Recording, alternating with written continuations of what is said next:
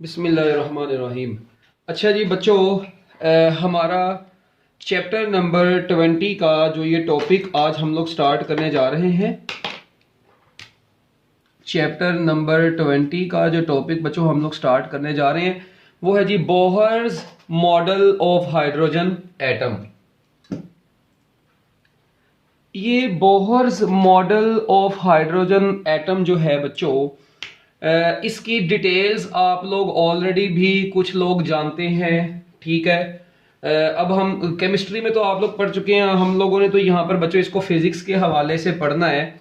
तो सबसे पहले आप लोगों को पता है जी कि जो रेडबर्ग था जी, ठीक है जी, उसने जितने भी अपनी एम्पिरिकल बातें वगैरह की हुई थी, ठीक है, तो इसके जो भी एम्पिरिकल रिजल्ट्स थे रेडबर्ग ने जो दिए थे, ठीक है, वो हम लोग पिछले टॉपिक्स में देखेंगे।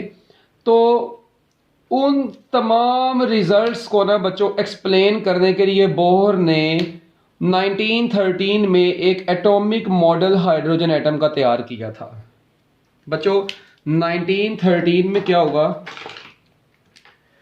इन 1913 बच्चों 1913 में बोहर ने, ठीक है जी, बोहर ने क्या काम किया बच्चों, बोहर ने प्रपोज्ड किया बच्चों, क्या प्रपोज्ड किया इन्होंने भाईजान, प्रपोज्ड किया atomic model of hydrogen atom. इन्होंने क्या बनाया बच्चों, atomic model of hydrogen atom को प्रपोज किया बच्चों, ठीक है। Atomic model of hydrogen atom को इन्होंने प्रपोज कर दिया बच्चों, हैं। ओ भाई इसको प्रपोज करो, ठीक है, हाँ तुम लोग पक्के ही हो गए चर्सी लोगों, ठीक है जी। Proposed in 1913 Bohr proposed atomic model of the hydrogen atom to explain empirical results of to explain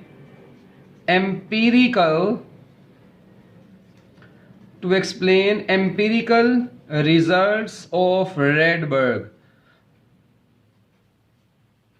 अब ये रेडबर्ग, ठीक है जी, इसके अलावा जो रदरफोर्ड वगैरह ये सारे मॉडल्स थे ना बच्चों, तो इसी तरह बच्चों ये बोहर ने क्या काम किया, रेडबर्ग के जो भी एम्पिरिकल लफ्ज निकला है, मतलब ऐसी चीज जो ऑब्जर्वेशंस या एक्सपीरियंस से बस वेरीफाई हो, उसके पीछे ना कोई थ्योरी हो ना कोई लॉजिक हो, उस चीज को हम लोग एम्पिरिकल बोलते हैं।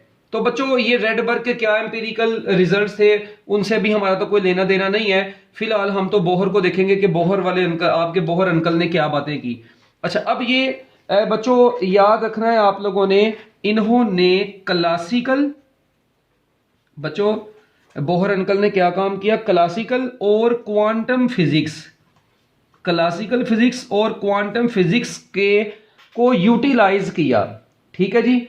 अपनी एक्सप्लेनेशन में क्लासिकल और क्वांटम फिजिक्स दोनों को ही बच्चों क्या किया, इन्होंने यूज किया। इसी वजह से, ठीक है जी, ये दोनों फिजिक्स को इन्होंने मिलाकर ये थ्योरी एक बनाई, इसलिए हम लोग इसको सेमी क्लासिकल थ्योरी का नाम भी देते हैं बच्चों। इसलिए हम लोग इसको क्या नाम देते हैं, सेमी क्लासिकल थ्योरी का नाम देते हैं। और ये सेमी क्लासिकल थ्योरी जो थी बच्चों, ये बेस्ड थी बच्चों डिफरेंट पॉस्टुलेट्स पर। वो पॉस्टुलेट्स कौन कौन से हैं वो अब हम लोगों ने देखने हैं। बोहर्स एटॉमिक मॉडल, ठीक है, बेसिकली सेमी क्लासिकल थ्योरी क्यों कहलाता है, क्योंकि इसमें जो रिजल्ट्स वगैरह हैं बच्चों वो क्लासिकल और क्वांटम फिजिक्स को मिलाकर चीजें एक्सप्लेन की गई हैं, ठीक है, इसीलिए हम लोग इसको सेमी क्लासिकल थ्योरी बोलते हैं। अब इसके बच्चों टोटल 3 पॉस्टुलेट्स हैं। इसके टोटल कितने पॉस्टुलेट्स हैं, 3 पॉस्टुलेट है माशाल्लाह। पहले वाले को बोलते हैं पॉस्टुलेट 1, हाई लेवल की बात होगी ना। दूसरे वाले को बोलते हैं पॉस्टुलेट 2, ठीक है जी। और तीसरे वाले को आपको पता क्या बोलते हैं, इसको बोलते हैं पॉस्टुलेट पॉस्टुलेट 3। माशाल्लाह कितनी जबरदस्त बात है जी, इसके 3 पॉस्टुलेट्स बनाए गए, ठीक है जी। अब ये जो पॉस्टुलेट्स हैं ये आप लोगों को क्या बताते हैं बच्चों, पहला पॉस्टुलेट क्या कहता था।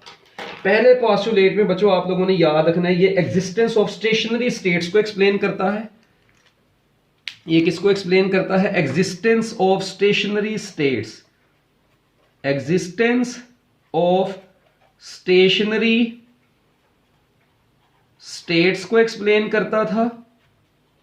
जो दूसरा पोस्टुलेट है ये किसको शो करता है? Quantization of orbital angular momentum, quantization of orbital angular momentum. बच्चों ये इसका सेकंड पोस्टुलेट है और इसके थर्ड पोस्टुलेट को हम लोग यूजुअली नाम देते हैं क्वांटाइजेशन ऑफ एनर्जी का, क्वांटाइजेशन ऑफ एनर्जी। तो बच्चों टोटल इसके 3 पोस्टुलेट्स हैं। अब हम लोग बारी बारी इसके पोस्टुलेट 1 2 3 इनका मतलब देखेंगे। इसको जल्दी जल्दी नोट कर लें, शाबाश, मिनट लगा के जल्दी जल्दी नोट कर लें तो बता देना जल्दी जरा, शाबाश। अच्छा जी, अब जो सेकंड पोस्टुलेट है, फर्स्ट पोस्टुलेट और थर्ड पोस्टुलेट, इनकी हम लोग बच्चों एक्सप्लेनेशन देखते हैं। जो पहला पोस्टुलेट था उसमें हम लोगों ने क्या सीखा? बोहर एटॉमिक मॉडल का फर्स्ट पोस्टुलेट जो था बच्चों, इसमें मैं पहले थोड़ी सी लाइन बोल देता हूं, ठीक है। इसमें कहा गया था कि कोई भी इलेक्ट्रॉन, आपको पता है किसी भी एटम में न्यूक्लियस के साथ बाउंड होता है और वो न्यूक्लियस के गिर्द सर्कुलर ऑर्बिट्स में मूव कर रहा होता है। ये देखें, आपको पता है जी, कोई भी अगर ये न्यूक्लियस है, ठीक है जी, ये न्यूक्लियस है और आपको पता है न्यूक्लियस के गिर्द यहाँ पर क्या होते हैं बच्चों? शेल्स होते हैं, जिनको आप लोग ऑर्बिट्स भी बोलते हैं। इलेक्ट्रॉन, ठीक है जी, आपको पता है हाइड्रोजन के आउटर मोस्ट शेल में एक इलेक्ट्रॉन है। तो बच्चों ये इलेक्ट्रॉन किसी भी ऑर्बिट में रह सकता है। सपोज करें ये इस ऑर्बिट में है, इस ऑर्बिट में किसी भी ये इलेक्ट्रॉन किसी भी पर्टिकुलर ऑर्बिट में रहता है। और ये जब भी इलेक्ट्रॉन किसी भी पर्टिकुलर ऑर्बिट में रहता है तो बच्चों कहते हैं कि ये किस पाथ में मूव करता है? सर्कुलर ऑर्बिट्स में मूव करता है। एक तो आपको पता है ये इलेक्ट्रॉन न्यूक्लियस के साथ बाउंड होता है और दूसरा बच्चों ये न्यूक्लियस के गिर्द क्या काम करता है? सर्कुलर ऑर्बिट्स में गेड़े लगाता है विदाउट रेडिएटिंग। बच्चों उसने ये बोला, आपके अंकल बोहर ने ये बोला कि ये इलेक्ट्रॉन इस वक्त सर्कुलर ऑर्बिट में तो है, बिल्कुल है। अच्छा, ये इलेक्ट्रॉन इस वक्त सर्कुलर ऑर्बिट में क्या कर रहा है बच्चों? रिवॉल्व कर रहा है अराउंड द न्यूक्लियस। बच्चों न्यूक्लियस के गिर्द ये क्या करता है? रिवॉल्व करता है। It does not emit, it does not radiate. बच्चों ये किसी किस्म की कोई भी रेडिएशंस को एमिट नहीं कर रहा होता। यानी जब इलेक्ट्रॉन न्यूक्लियस के गिर्द सर्कुलर पाथ में मूव करेगा तो बच्चों वो किसी भी किस्म की रेडिएशंस को एमिट नहीं करता, ठीक है। इलेक्ट्रॉन डज नॉट रेडिएट, ठीक है जी, when it is revolving around the circular orbit, in circular orbits around the nucleus। ठीक हो गया, ये इसका बच्चों पहला पोस्टुलेट था। अच्छा, उसके बाद बच्चों पोस्टुलेट 2 कौन सा आया? ये पोस्टुलेट 1 हो गया। पोस्टुलेट 2 में क्या बात की गई बच्चों? जो पोस्टुलेट 2 है इसमें हम लोगों ने क्या देखा बच्चों? ये कहा गया कि इलेक्ट्रॉन जो होते हैं, आपको पता है ये पर्टिकुलर ऑर्बिट्स के अंदर रहते हैं। ये इलेक्ट्रॉन जो होते हैं बच्चों ये पर्टिकुलर ऑर्बिट्स में रहते हैं और इन ऑर्बिट्स में बच्चों इनका एंगुलर मोमेंटम भी होता है। ये इलेक्ट्रॉन जो पर्टिकुलर ऑर्बिट में मूव कर रहे होते हैं, इनका जारी बात है, आपको पता है when a particle moves along the orbital path it's angular momentum is called orbital angular momentum. आपके अंकल बोहर ने कहा कि इनका जो एंगुलर मोमेंटम होता है बच्चों वो h/2 पाई का इंटेग्रल मल्टीपल होता है। देयर एंगुलर मोमेंटम यानी orbital angular momentum is integral multiple of h/2 पाई। बच्चों ये आया कहां से? इनकी डिटेल में नहीं हमने जाना, हम पोस्टुलेट्स पढ़ रहे हैं, जिसका कायदे के 14 नकात याद रखे थे ना, इसलिए ये बोहर के भी याद रखने चर्सी लोगों। अच्छा, ये orbital angular momentum is integral multiple of h/2 पाई। ये जो ऑर्बिटल एंगुलर मोमेंटम होता है ये h/2 पाई का इंटेग्रल मल्टीपल है। क्या मतलब है इस बात का? मतलब है orbital angular momentum is equal to n times h/2 pi. बिल्कुल ऐसे ही है। तो आपको पता है ऑर्बिटल एंगुलर मोमेंटम को mvr भी लिखते हैं, तो मैं लिख सकता हूं mvr is equal to nh/2 pi. तो लो जी बच्चों, ये आपका ऑर्बिटल एंगुलर मोमेंटम का फार्मूला आया mvr is equal to nh/2 pi. इसी को बाद में डी ब्रोगली ने एक्सप्लेन भी किया था, वो हम लोग इसका प्रूफ भी देख लेंगे, छोटा सा इसका प्रूफ भी हो जाता होता है। डी ब्रोगली से निकल आता है। वो कैसे निकलता है वो देखते हैं। तो बच्चों ये यहां पर अब एच क्या चीज है, अभी मैंने आपको जैसा कि बताया कि orbital angular momentum is integral multiple of h over 2 पाई। अब यहां पर h बच्चों आपको पता है प्लैंक्स कांस्टेंट है बच्चों, h यहां पर क्या है, प्लैंक्स कांस्टेंट है। n यहां पर प्रिंसिपल क्वांटम नंबर है। n बच्चों यहां पर क्या है, प्रिंसिपल क्वांटम नंबर है, प्रिंसिपल क्वांटम नंबर, और इसकी वैल्यू आपको पता है ये क्या होगी जी, 1 भी हो सकती है, 2, 3, 4 एंड सो ऑन होती है। r यहां पर उस ऑर्बिट का रेडियस है जिस ऑर्बिट में इलेक्ट्रॉन रिवॉल्व कर रहा है। m यहां पर इलेक्ट्रॉन का मैस है। v यहां पर वेलोसिटी ऑफ द इलेक्ट्रॉन है, जिस ऑर्बिट में इलेक्ट्रॉन मूव कर रहा है उसकी वेलोसिटी है। r उस ऑर्बिट का रेडियस है जिस ऑर्बिट में वो मूव कर रहा है। तो लो जी बच्चों ये आप लोगों के पास सेकंड पोस्टुलेट भी इसका आ गया। ठीक है, तो अब आप लोगों ने बच्चों थोड़ी सी बात को, ये सेकंड पोस्टुलेट हो गया, इसमें कोई मुश्किल चीज भी नहीं है। आप लोगों को अगर याद हो ना, अगर आपको याद हो, मैंने आपको ना एक एमसीक्यू बताया था फर्स्ट ईयर में कि जी dimensions of angular momentum is same as that of Planck's constant. Dimensions of Planck's constant and dimensions of angular momentum are same. ठीक है, इसकी डायमेंशन भी सेम होती है, इसका यूनिट भी जॉल सेकंड आता था, एंगुलर मोमेंटम का यूनिट भी जॉल सेकंड होता है। एच की वैल्यू आपको पता ही है ना, 6.25 वही। ठीक है, अच्छा तो यहां पर मेरा बताने का मकसद ये है, देखें वैसे भी आप लोग देखें n ओवर 2 पाई तो कांस्टेंट है। ठीक है, पीछे बचा h, h is equal to mvr ही बेसिकली बन रहा है अगर यूनिट्स के हिसाब से देखें। इसका मतलब प्लैंक्स कांस्टेंट के यूनिट एंगुलर मोमेंटम के यूनिट से ही मैच करते हैं। तो यहां से भी इसका एक छोटा सा प्रूफ है कि units of angular momentum and Planck's constant are same, their dimensions are same. Okay बच्चों, ये सेकंड पोस्टुलेट भी इसका हो गया। कोई मुश्किल चीज इसमें, हरी अब जल्दी हैंड रेज कर दो। ओके है, ये दूसरा पोस्टुलेट बच्चों इसका कंप्लीट हो गया। अच्छा अब तीसरे पोस्टुलेट में, अच्छा यहां से ना सेकंड पोस्टुलेट में से चलो एक आधे एमसीक्यू आपको मैं बता देता हूं। मैं आपको कहता हूं जी एक इलेक्ट्रॉन थर्ड ऑर्बिट में है, ratio of angular momentum of the electron in third orbit to the angular momentum in second orbit. तो भाई मेरी बात सुनो, अगर इलेक्ट्रॉन किस ऑर्बिट में है, देखिए सेकंड ऑर्बिट में है तो आपको पता है यहां पर n की जगह पर 2 आ जाएगा, अगर थर्ड ऑर्बिट में है तो 3 आ जाएगा, फोर्थ ऑर्बिट में तो 4 आ जाएगा, बाकी सब तो कांस्टेंट है। तो इसका मतलब एंगुलर मोमेंटम जिस भी ऑर्बिट का होगा उतना नंबर होगा। अगर पहला ऑर्बिट है तो n इज इक्वल टू 1, दूसरा ऑर्बिट में अगर इलेक्ट्रॉन दूसरे ऑर्बिट में है यानी n इज इक्वल टू 1 पहले के लिए, n इज इक्वल टू 2 दूसरे के लिए, n इज इक्वल टू 3 तीसरे के लिए, n इज इक्वल टू 4 चौथे के लिए। अच्छा अब अगर इलेक्ट्रॉन चौथे ऑर्बिट में तो उसका एंगुलर मोमेंटम कितना होगा, 4h ओवर 2 पाई होगा, ऑब्वियस ही बात है। अच्छा अगर वो थर्ड में है तो 3h ओवर 2 पाई होगा, अगर वो सेकंड में है तो बच्चों 2h ओवर 2 पाई होगा। तो अगर आप लोगों से कोई से भी अब दो ऑर्बिट्स के एंगुलर मोमेंटम की रेशो पूछ ले तो बच्चों h ओवर 2 पाई तो दोनों का कट जाएगा। तो जो भी रेशो होगी बस मतलब थर्ड टू फोर्थ है तो 3/4 आपका आंसर है, 4 टू थर्ड है तो 4/3 आपका आंसर है, फिफ्थ टू थर्ड है तो 5/3 आपका आंसर है। इस तरीके का एक आधा एमसीक्यू और भी इसमें से बन सकता है। लो जी इसके बाद पोस्टुलेट 3 की तरफ चलते हैं, वेरी इंपॉर्टेंट पोस्टुलेट। अच्छा जी अब आया पोस्टुलेट 3। पोस्टुलेट 3 में बच्चों हमने फिर क्या देखा, आपके अंकल ने ये बताया कि देखें सपोज करें कोई भी इलेक्ट्रॉन, बच्चों ये न्यूक्लियस है आपको पता है, और सपोज करते हैं ये ऑर्बिट्स हैं, डिफरेंट ऑर्बिट्स हैं, ठीक है इस न्यूक्लियस के गिर्द। अच्छा अब मैं कहता हूं जी सपोज करते हैं ये ना इलेक्ट्रॉन एक, यानी दोनों ये बहुत ज्यादा एनर्जी लेवल्स होते हैं आपको तो पता है, 1 2 3 4 5। अच्छा मैं ना एक नाम देता हूं, हर आपको पता है हर ऑर्बिट में इलेक्ट्रॉन की एनर्जी होती है, और इसी एनर्जी को भी हम लोगों ने आगे डिराइव भी करना है कि इलेक्ट्रॉन की एनर्जी फर्स्ट ऑर्बिट में क्या होती है, सेकंड ऑर्बिट में क्या होती है, थर्ड ऑर्बिट में क्या होती है।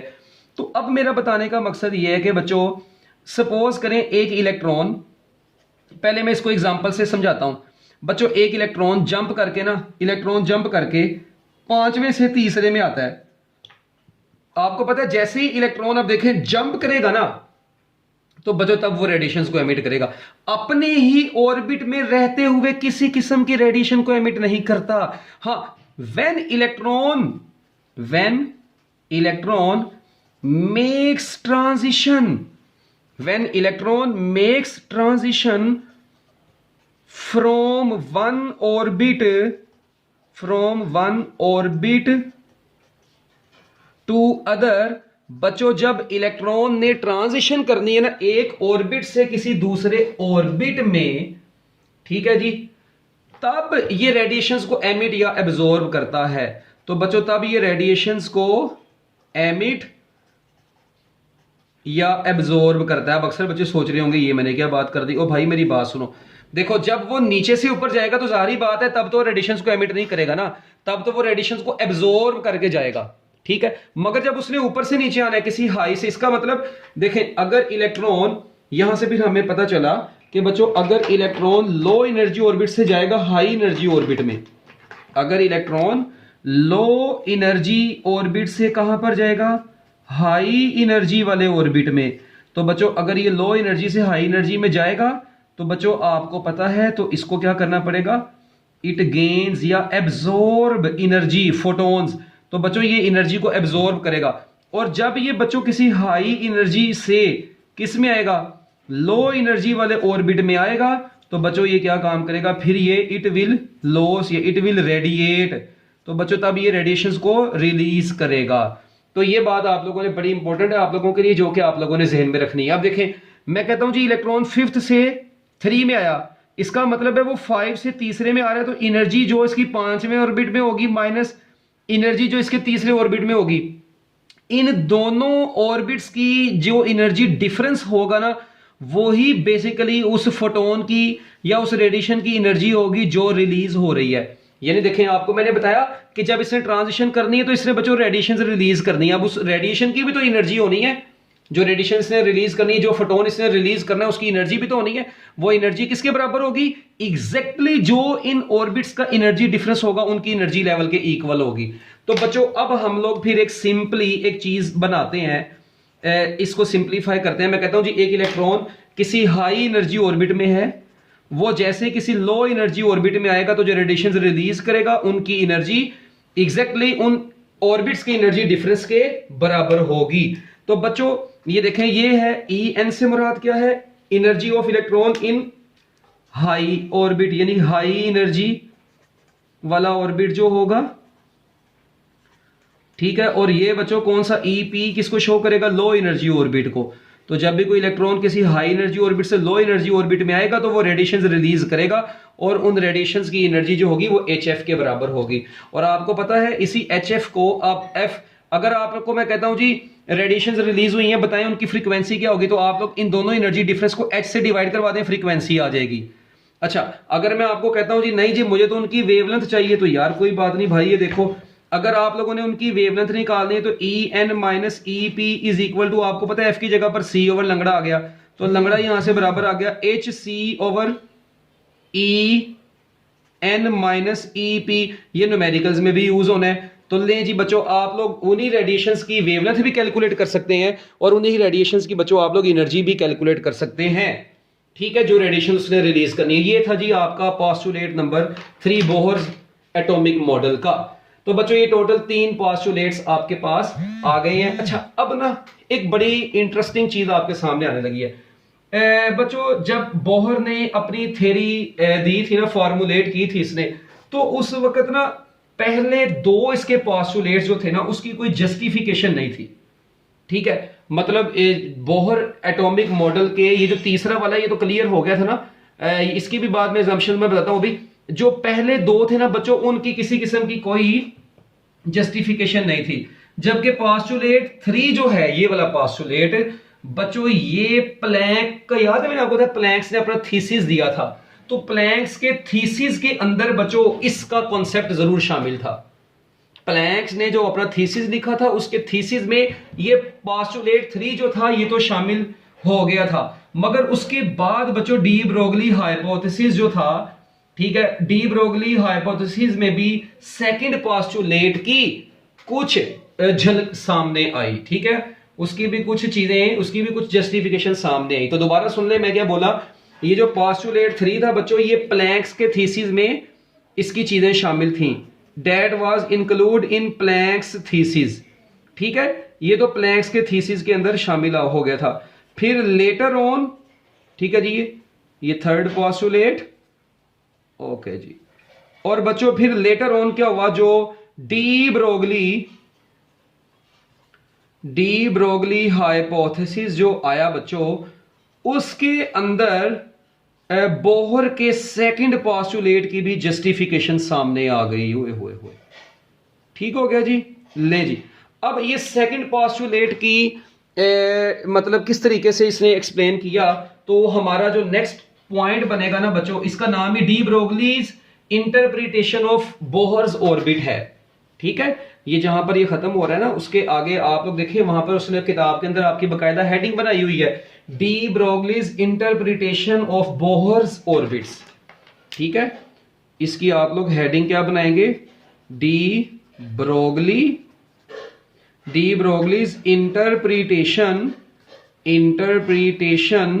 Of Bohr's orbit. ठीक हो गया जी।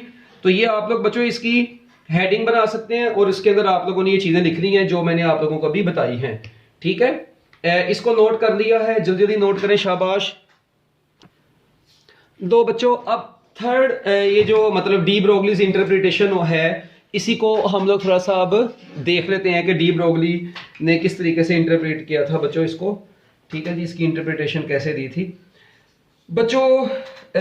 ये देखा गया, जिस तरह सपोज करें आपके पास ना ये एक स्ट्रिंग है। ठीक है, ये ऐसे ना, ये स्ट्रिंग है आपके पास, इसको अपने दो सपोर्ट्स के दरमियान में ऐसे बांध दिया ऐसे। अब आपको पता है जब इस स्ट्रिंग को वाइब्रेट करवाते हैं, वो स्टेशनरी वेव्स का आपने कॉन्सेप्ट पढ़ा होगा, तो बच्चों वो ऐसे ऐसे ना, ऐसे करके इधर से ऐसे, तो फिर ऐसे two waves having same frequency travelling in opposite direction superpose to produce stationary waves. अच्छा, ये आप लोगों ने कॉन्सेप्ट पढ़ा था, ये स्टेशनरी वेव्स। तो बच्चों यही आपके अंकल डी ब्रोगली ने भी यही बोला कि इलेक्ट्रॉन जब भी न्यूक्लियस के गिर्द बच्चों रिवॉल्व कर रहा होता है, तो वो इन ऑर्बिट्स की फॉर्म में कर रहा होता है, डिस्क्रीट स्टेशनरी ऑर्बिट्स की फॉर्म में कर रहा होता है। ठीक है जी। तो बच्चों देखें, अब मेरी बात सुने, सपोज करते हैं इस स्ट्रिंग की जो टोटल लेंथ है, अगर मैं आपको कहता हूं जी इसकी टोटल लेंथ L है, तो आपको पता है कोई से भी दो लूब्स ने मिलके एक वेवलेंथ बनानी है। देखो जिस तरह ये दो लूब्स है ना, ये मिलके एक टोटल लंगड़ा बनाएंगे हैं, ये टोटल एक वेवलेंथ पूरी बन रही है। अच्छा, यानी दो लूब्स ने मिलके यार एक वेवलेंथ बनानी है, आपको वो लगा लो रूल, अगर क्रस्ट और ट्रफ के दरमियान, अपना क्रस्ट ट्रफ कह रहा हूं, नोड से एंटी नोड और फिर नोड तक, तो एक नोड से दूसरे नोड और दूसरे नोड से फिर अगले नोड तक का टोटल डिस्टेंस मिला के बच्चों वो λ/2 प्लस λ/2 मिलके लैम्डा बन जाएगा।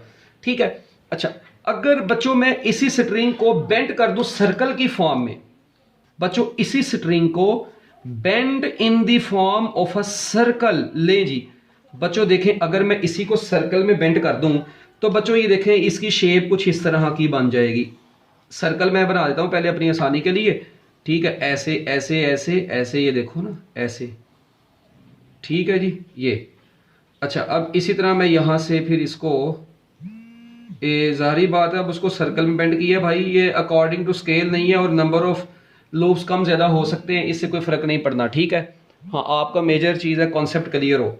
अच्छा, अब आप लोग देखें बच्चों, यहां पर क्या चीज है बड़ी ही इंपॉर्टेंट जो बताने लगा हूं, कि ये इसको जब सर्कल में बेंड कर दिया, अब इस सर्कल का जाहिर बात है कोई ना कोई रेडियस भी होगा, क्या ख्याल है। अब इलेक्ट्रॉन जो होता है ना, वो किसी भी न्यूक्लियस के गिर्द बच्चों इस तरह लूप्स की फॉर्म में ट्रेवल कर रहा होता है, वेव्स की फॉर्म में, ऐसे ना लूप्स की फॉर्म में ट्रेवल कर रहा होता है। तो मैंने ये बताया अभी तक, दोबारा सुनने, consider a string of length L as shown in the figure. Okay, if this is put into stationary vibrations, ठीक है, इसको स्टेशनरी वाइब्रेशन में पुट किया, वी हैव, अब मुझे ये बताएं इस पूरी लेंथ में बच्चों, इस वक्त आपको देखने में कुछ वेवलेंथ नजर आ रही होगी, मगर जनरली आपको पता है ये स्ट्रेट है, तो इसकी जो टोटल लेंथ है मैं उसको 1 लैम्डा 2 लैम्डा 3 लैम्डा कितने लिखूं, मुझे क्या पता ये कितने लैम्डा, तो बच्चों मैं जनरली इसको n लैम्डा लिख सकता हूं, यानी इसकी लेंथ n लैम्डा लिख सकता हूं। तो अब यहां पर भी अगर बच्चों इसको सर्कल में बेंड कर देंगे, ठीक है, अब मुझे बताओ, if wire is bent in circle, ओ भाई जब इसको सर्कल में बेंड कर दिया है आप लोगों ने इसी वायर को, तो आपको पता है यही लेंथ n लैम्डा जो है ये सर्कल की टोटल लेंथ बन जाएगी 2 पाई r, circumference of the circle के बराबर आ जाएगी। क्या ख्याल है, जब इसको मैं सर्कल में बेंड कर दूंगा तो अब यही लेंथ n लैम्डा किसके बराबर आएगी, 2 पाई r के बराबर आएगी, क्योंकि सर्कल की टोटल लेंथ आपको पता है सर्कमफेरेंस ऑफ द सर्कल कहलाएगी, और circumference of the circle 2 pi r हो गया। तो ये सर्कमफेरेंस ऑफ द सर्कल हो गया, ठीक है जी, 2 पाई r। अब इधर से अगर मैं थोड़े से कोशिश करके यहां से लैम्डा निकाल लूं ना, ये देखें जरा बच्चों, मैं जैसे ही यहां से लैम्डा निकालूंगा तो लैम्डा मेरे पास बराबर आ जाएगा कुछ n/2, लैम्डा बराबर आ जाएगा 2 पाई r डिवाइडेड बाय n। ये लैम्डा आ गया बच्चों। इधर से जो लैम्डा आया ना, डी ब्रोगली ने इसको अपने फार्मूले में पुट कर दिया। कौन सा फार्मूला था, lambda is equal to h/mv, याद है ये वाला फार्मूला, इस फार्मूले में बच्चों पुट कर दिया। तो जब इस लैम्डा को 2 पाई r/n को जब इधर पुट करेंगे तो बच्चों मुझे बताएं 2 पाई r डिवाइडेड बाय n किसके बराबर आ जाएगा, h/mv के बराबर आ गया। क्या ख्याल है, h/mv के बराबर आ गया। और यहां से ही फिर n को इधर ले आओ, 2 पाई को इधर ले आओ, तो mvr बराबर आ जाएगा nh/2 पाई, और इसी mvr को ऑर्बिटल एंगुलर मोमेंटम बोला जाओगे, nh/2 पाई आ गया। तो यहां से बच्चों आपका जो बोहर्स का बोहर मॉडल का जो सेकंड पोस्टुलेट था वो डिराइव हो गया था। तो ये थी जी छोटी सी calculation, interpretation of Bohr's orbit, ठीक है जी, डी ब्रोगली ने जो की। अब यहां पर आपकी बुक में एक पॉइंट और लिखा हुआ है, बस वो आप लोग देखें बच्चों, ये देखें, उसने n इज इक्वल टू 3 का लफ्ज लिखा और n इज इक्वल टू 6 का। बच्चों इसका मतलब क्या है, देखें इस वक्त ना n इज इक्वल टू 3 का मतलब है कि आपके पास ना टोटल 6 इस तरह के लूप्स बने होंगे, 1 2 3 4, क्योंकि 2 लूप्स मिला के एक वेवलेंथ बनेगी ना। तो बच्चों n इज इक्वल टू 3 जब आप लोग किताब में देखेंगे तो आपको नजर आएगा n इज इक्वल टू 3 के लिए टोटल 6 लूप्स बने हैं, मगर उसको 3 इसलिए बोला है क्योंकि 2 लूप्स ने मिला के तो एक लूप बनना है। तो एक यानी एक लूप, एक पूरा जो वेवलेंथ है वो 2 लूप्स से बन रही है, ठीक है। तो n इज इक्वल टू 3 का मतलब क्या है कि टोटल जो है ना वो 6 लूप्स मिलके टोटल उसमें कंसीडर होंगे। तो आप लोग बुक में देखें उसने जो b और c डायग्राम्स बनाई है ना, इसके बाद उसमें देखें n इज इक्वल टू 3 आपको नजर आ रहा होगा यार, 3 लैम्डा बनने हैं उसमें बेसिकली, इसलिए उसने 3 लिख दिया है। लूप 6 होंगे, लूप्स बच्चों जो इस तरह मिला के उसने ऐसे बना के, ठीक है। लूप्स इसके जो है ना वो टोटल बनने हैं यार, देख लेना अब इसको, ठीक है ना। लूप्स इसके टोटल यानी अगर n इज इक्वल टू 3 है तो टोटल यहां से यहां तक 1 लैम्डा, फिर यहां से यहां तक 2 लैम्डा, फिर यहां से यहां तक 3 लैम्डा, वो मिला के बनने हैं। वो उसको अब आप लोगों ने खुद ही ड्रॉ करना है, मेरा बताने का मकसद बस ये था, ठीक है। तो लो जी बच्चों, ये था G D Broglie's interpretation of Bohr's orbits, ठीक है।